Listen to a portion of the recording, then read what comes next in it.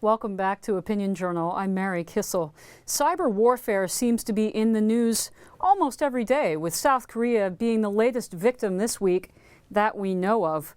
How much damage can hackers really do? And how big would the damage be? Are we talking about a potential 9/11 or worse? House Intelligence Committee Chairman Mike Rogers is here to brief us by phone. Chairman Rogers, welcome. Mary, thanks for having me on. You see far more intelligence than average citizens do, obviously. Yeah. Can you give us a sense of how serious the threat from cyber warfare really is and the principal places that it's coming from? Yeah, it is as big a national security threat that we know about that we are not prepared to handle. When you look at countries like Iran, who have shown a very devastating capability, they went after the company Aramco in Saudi Arabia, broke 30,000 of their computers and manipulated and changed data in those computers, meaning that not only did those machines all have to be changed out as they no longer functioned, they weren't sure what data was real and not real, and it took, as you can imagine, a devastating amount of time to try to put all that back together. Imagine that on a larger scale in a U.S. financial institution, where it could cause real chaos, hundreds of thousands of people not having access to their currency that's in their bank.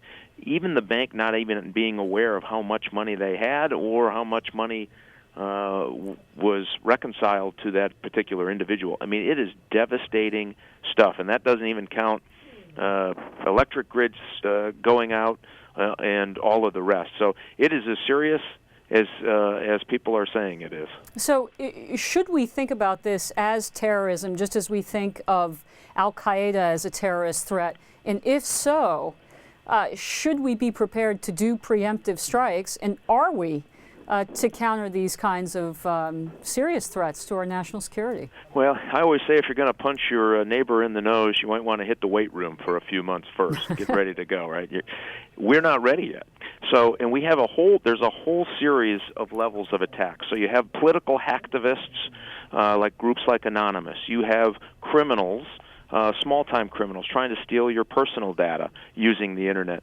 Then you have organized criminals, much like we see in Eastern Europe. These are folks that used to be former KGB agents, taking all that knowledge and experience and applying it to an organized criminal enterprise, trying to do bigger, larger wholesale criminal events.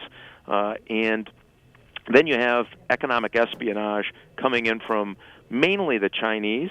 They're stealing intellectual property at a breathtaking pace. So Chairman, I'm glad that you raised China. Yeah. Is China cooperating with the likes of Iran and North Korea on its hack attacks on the United States? I don't believe they are. And here's the thing. So you have military attack cyber warfare is now with us forevermore. So big nation states have a cyber attack plan when it comes to military conflict. We saw the Russians use it in South Ossetia when they invaded Georgia. We know through intelligence sources that the Chinese have that capability. They're not interested in that military attack unless we are engaged in conflict. But North Korea and Iran are different because they're not rational actors like China and Russia. Chairman, we've got less than 30 seconds left. You've got a new bill in front of Congress. Tell us very briefly what the intent is of that bill. The intent is to share classified malware that the government collects overseas with the private sector so the private sector can protect its networks. In a nutshell, that's what it does. Well, we're going to keep an eye on that bill, and we'd certainly welcome you back on the program as it makes its way through the chamber. House Intelligence Committee Chairman Mike Rogers, thank you so much for being with us.